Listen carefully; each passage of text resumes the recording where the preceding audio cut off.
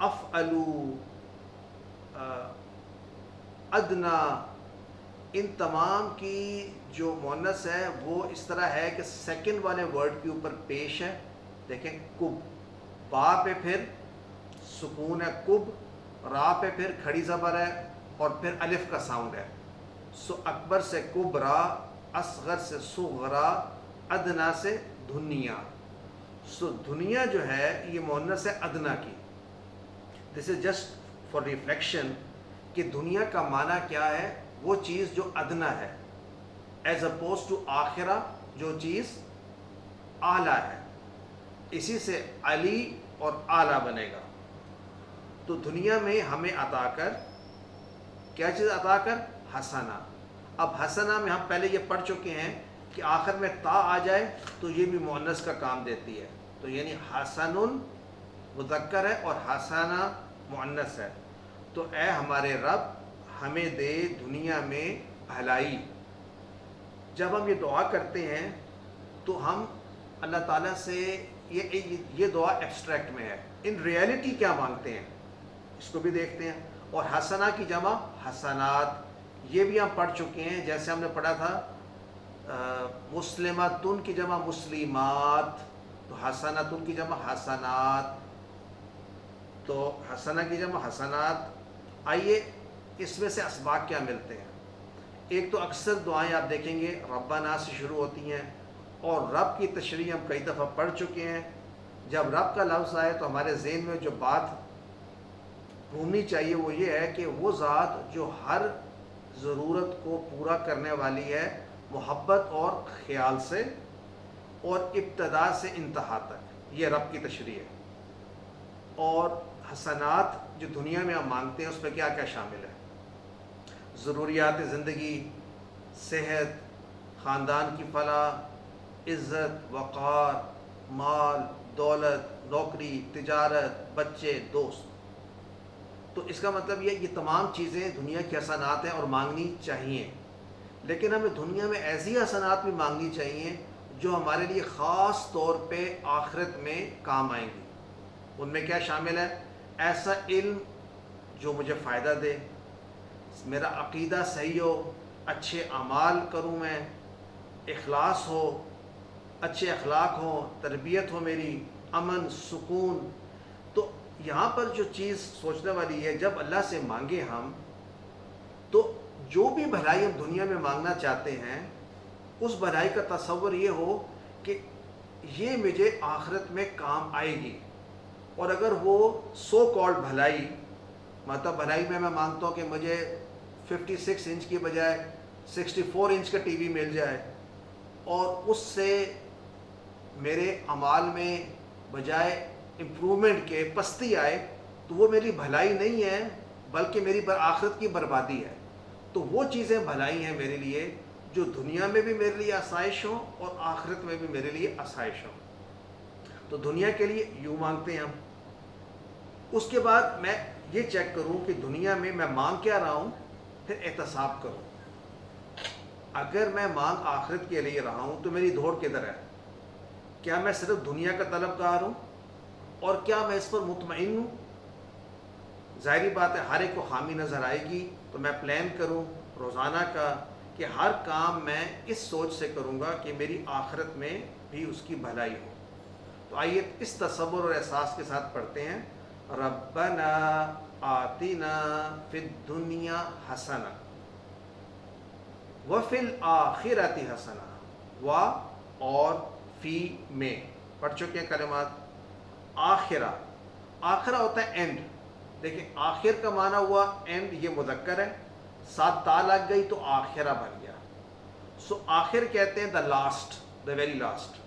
اور آخرہ کہیں گے دا ویری لاسٹ تھنگ، جو مؤنث کے طور پہ استعمال ہوئی ہے.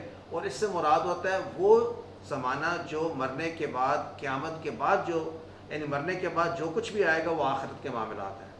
تو جو آخرت میں دنیا ہے اس کو ہم آخرہ کہیں گے. یاد رکھیں خا کے نیچے زیر ہے، زبر نہیں ہے. آخر اور آخرہ. تو آخرت میں ہمیں کیا چاہیے؟ اے اللہ بھلائی، حسنات. تو آئیے اس تصور سے کہ آخرت کے حسنات کیا ہیں. جب ہم مانگتے ہیں حسنات بھلائی آخرت کے لیے، تو ہمارے ذہن میں کیا کیا ہونا چاہیے؟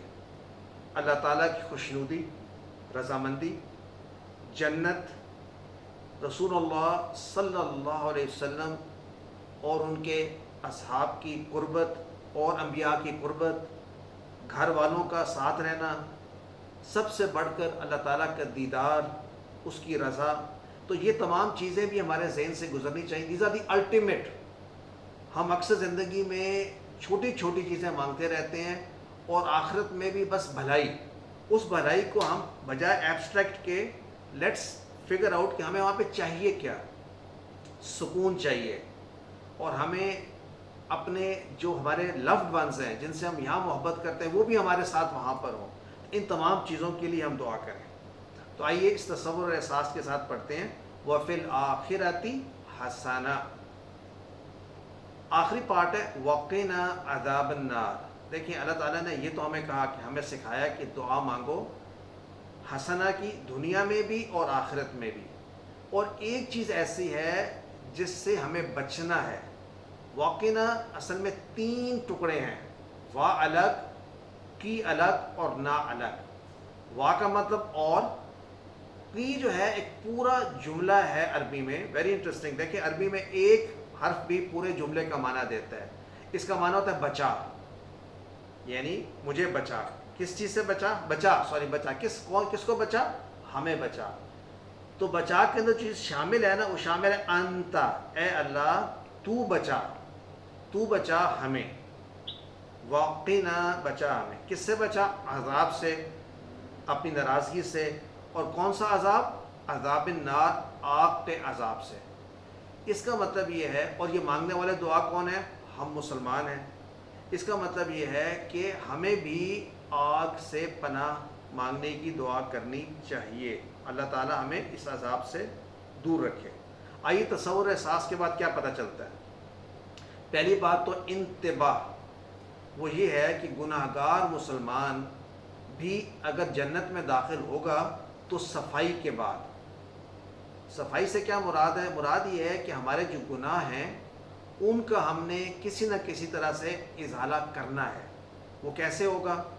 دنیا کی مشکلات سے جب ہم گزرتے ہیں اور صبر کرتے ہیں تو اس سے بھی ہمارے گناہ دھل جاتے ہیں، یعنی ہماری صفائی ہوتی ہے. موت کی مشقت، آخرت، وہ بھی ہماری صفائی کرتی ہے. اور قبر اور حشر کے بھی واقعات جو بھی ہے ہمارے لیے صفائی کا باعث بنتے ہیں. تو دنیا کی مشکلات سے گھبرانا نہیں چاہیے. صبر اور استقامت ہمارے لیے صفائی کا باعث بنتی ہے. علماء کا کہنا ہے کہ اگر آپ کی صفائی ہونے کے بعد بھی مزید گناہ ہوئے تو آپ کو آگ میں ڈالا جا سکتا ہے. اللہ تعالیٰ کسی کو بھی نہ ڈالے، لیکن یہ کانسیپٹ ہے. تو مجھے کیا کرنا چاہیے؟ استغفار. صفائی کا آسان ترین ذریعہ استغفار. جب آپ یہ کلمہ دیکھیں تو پہلی چیز آپ کے ذہن میں کیا میں نے آج استغفار کیا ہے؟ نبی صلی اللہ علیہ وسلم بھی دن میں کئی مرتبہ 70+100+ مرتبہ استغفار کرتے تھے. نوٹ کر لیں، اللہ تعالیٰ اس کو چاہے معاف کر سکتا ہے. ہم سے ریکوائرمنٹ یہ ہے، اور صحابہ اور انبیاء بھی یہ کرتے تھے، اللہ تعالیٰ سے استغفار کرتے تھے. تو کیا ہم دعا کریں گے؟ اے اللہ میری خطاؤں کو، میرے گناہوں کو بخش دے، معاف کر دے. اور اپنے اندر محسوس کریں دل میں کہ میں آئندہ ایسا نہیں کروں گا، اپنے کیے ہوئے پہ پشیمان ہوں. اے اللہ مجھے نیک اعمال کرنے کی توفیق عطا فرما، اور مجھے آگ کے عذاب سے بچا، اور مجھے جنت میں داخل فرما. تو آئیے تصور احساس و دعا کے ساتھ پڑھتے ہیں وَقِنَا عَذَابَ النَّارِ. تو آئیے آج اس دعا کا ہم لب لباب سمجھیں کہ ربنا آتینا فی الدنیا حسنۃ وفی الآخرۃ حسنۃ وقنا عذاب النار. ہم اللہ تعالیٰ سے دنیا اور آخرت کی بھلائیاں طلب کرتے ہیں اور آگ سے بچنا چاہتے ہیں. یہ دعا کی اہمیت یوں سمجھیے کہ وہ فریضہ ہمارا جس میں تمام گناہ بخش دیے جاتے ہیں، یعنی حج کا فریضہ، اس کے دوران جب ہم طواف کرتے ہیں تو ان 7 چکروں میں، جس نے طواف کیا اس کو پتہ ہوگا، آخری جو 1/4 حصہ ہوتا ہے ہر طواف کا جو چکر ہوتا ہے اس میں یہ دعا پڑھی جاتی ہے. نبی صلی اللہ علیہ وسلم یہ دعا مانگتے تھے, یعنی کنٹینیوسلی فار دا 1/4 چکر of the last part of every round of طواف. سو دس دعا از ویری امپورٹنٹ. بلکہ کہا جاتا ہے اللہ کے نبی صلی اللہ علیہ وسلم کی یہ بڑی اسپیشل دعا تھی جو وہ اکثر مانگا کرتے تھے.